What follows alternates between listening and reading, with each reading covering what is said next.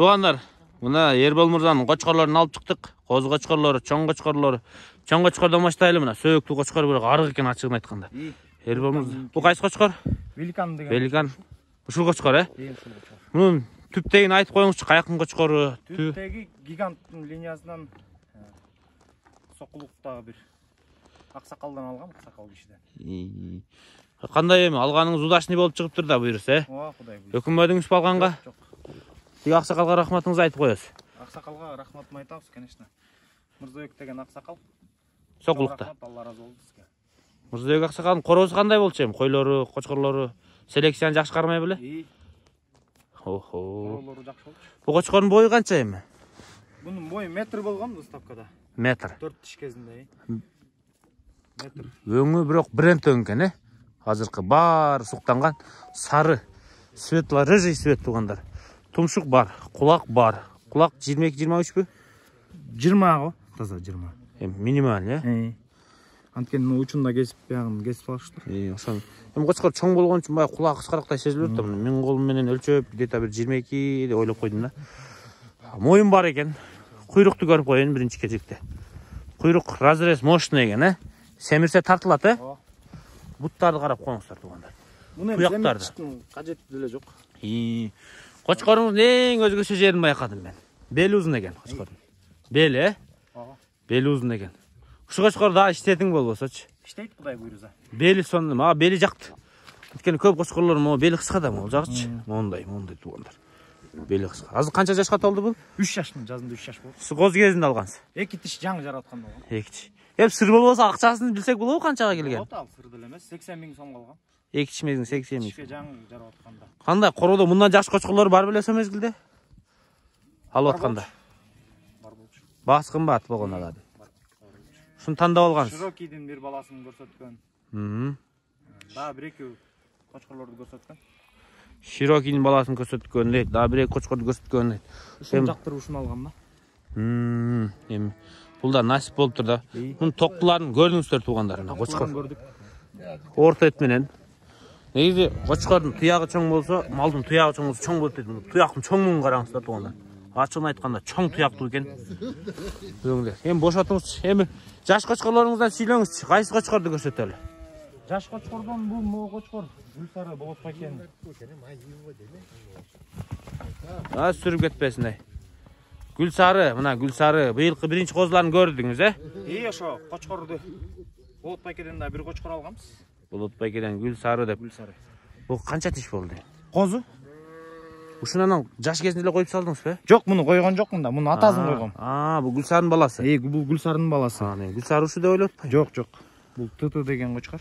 Козу тиш мененби бул? Тиш менен. Козу чеген дагы бир көрүп коелду тишини. Мен муну 2 тиш жар, мына козу козго элек го тишти. Козу. Мунун бою экстерьери кандай? Бойлору куйрук идеал куйрук экен. 92-93-тün тегереги. Ой, 92-93. Өзүңүз иштетесизби эми? Кандай? Жок, баазы кезде сатылат. Сыр болбосо бир баасын айтыңызчы чыга. Баасын эми 5 отобуз. $5,000. Ала турган киши болсо сүйлөшөбүз. Бул энеси кайсы короодон? Өзүңүздүкү? Энеси да Болот байкеден да. Ошо. Сиз алган элеңиз кандай? Ошо короодон эле алгам. Короодон. Өтө сон. Могу тосуп коюңуздарчы. Чыгып кетпесин. Эшикти байлап койбоппуз да. Мейли бери айдап келели тугандар. Бул жерде эми ачыгын айтканда кочкорлор бар экен. Кана, 6 кочкор жүрөт. 6 кочкор Гүлсары, Великан, Сары өзөн тугандар.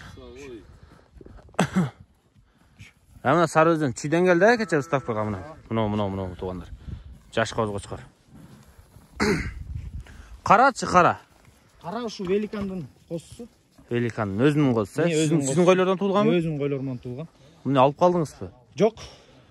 Сатылып аягында калгандардан. Ошолордон. Тиш жар элек, Тиш жар элек, бу дагы козу. Булар дагы баасы сатасыз. Баасы чыкса сатат.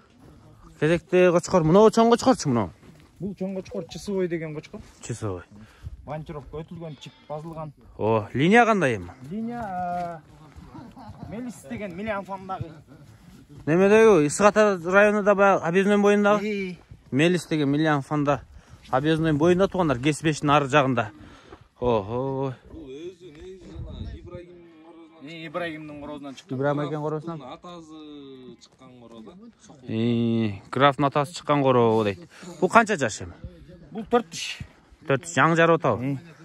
2 тиш 4-төрүн эми алып келип атат экен. 4-төрүн эми алып келатыр.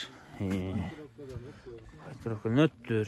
Мунун бою канча чыгат дегендей? Бою плем карточкасында 93. 93. Кулак 21 деп жүрөт. Плем карточкасында бою 93, кулак 21. Адам берде өстү окшойт кече. Эме көрдү эле 95 чыкты да. Выставкадан 95 чыкты, таластагыдан. 146 бес. 146. Салмакты берет окшойт бакса. Мындай куйрукту көрдүк туугандар. Буттар өтө плотный буттар. Жакшы. Тектүү линиядан экен бул дагы туугандар мына. Разрез бар бул жакта эми жабып калыптыр. Көрдүңүздөр. Муну уруктукка койдуңуз, койбодуңузбу? Жок, муну уруктукка мен койгонго жетишкен жокмун. Бул 1 айдан өттү алып келгенме. Булчу, буну сатасызбы? Бул баазы келсе бу да сатылат да. Бул дагы кетер. Булар запасной коюп койгон болчу. Запасной коюп келгем да, биринчи алдагы эмен жаңа эле токтуларыма коём депчи. Кулактуу деп. Ошо кулакка басым жасайын деп кулактуу дегенин ошо алып келгем анан. Жана Безухидин косусун алгандан кийин эми ошону көрөлү деп атат да. Кой бериң сен, Безухин баласын көрөлү. Безухидин баласы эми азыр ичинде азыр. Карайда. Жашыраак козу ал эми. Кичинекей козу. Кичинекей 3 айлык. 3 айлык туугандар. Бул да көрсөттүк. Мынау козу, анан мынау экөө калды. Мынау кандай козу бул? Өзүңүздүн короодонбу тиги? Бул 80дин баласы бар азыр. Эмеде элдин баары эле билет, Анварга кеткен бизде Таластан Дамир деген акеден. Ошол Дамир деген акебиздин корозунан бул. Өтө көкүрөктүү кочкор экен. Козу. Козу чеген туугандар. Болду. Апрель-майдагы козу да. Апрель-майдагы. Өзүңүздүн короңуздан бул? Жок, бул Дамир деген аке. Дамир бекен. Болду. Бул да сизге келген. Бизге келген. Эми Сарыөзөндү көрөлү эми. Сарыөзөн калды. Сарыөзөн кече выставкага келди. Чүйдөн. Мунун экстерьери мага өтө жакты. Бул экстерьери чыга бериптир. Бул жакшыраак кочкор экен, Тумшугу жайкы да. Жайкы. Бул тумшукту бербейт экен бул. Чоң кочкорлор да жолдо калдырат экен бул тумшугу. Мына ширинасы да бар экен да, мунун ширинасы мындай. Жоондугу. Кулак өтө кулактуу экен. Кулак жана чоң кочкордон узун кулак. Свет бары жакшы да. Свет бренд көрдүңүздөр. Светло рыжий да ушуну айтат да мына туугандар. Жүндү да көрдүңүздөр. Пукту да азыраак басат экен. Эти арыгыраак, куйрук. Мына разрез бар. Мерседес мына. Мерседес куйрук. Бул жака бир айдаңызчы. Бул өтө сонун экен да, башты тик кармапчы. Муну да сатасыздарбы же кандай? Сатылат баасы. Бул дагы, Бул дагы баасы келсе сатылат экен туугандар. Мына шу кочкорду сурап көрүңүздөр. Көрдүңүздөрбү? Экстерьер бар экен да, мощный кочкор болот окшойт буюрса. Арты да бийик. Башка эмне калды көрсөтөм? Бүт баарын көрсөттүк да. Мына туугандар, биз сиздерге ушу Эрбол мырзанын короосун көрсөтүп чыктык. Таластагы Арашан айылындабыз, Талас облусу, Талас району. Сиз кочкорго басым катуураак жасап коесуз, Кандай эми? Тектүү кочкорлор береби экен төлү жакшы эле? Тектүү кочкорлор, конечно, берет. Төлдү жакшы берет да. Анткени практика жүзүндө да көрдүк.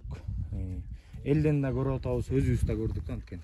Анткени мен ушул кочкорду кошкондо койлор менен козулардын айырмасын көрдүм го, кандай өзгөрттү. Азыр эми кочкордон көптөр аяшат да.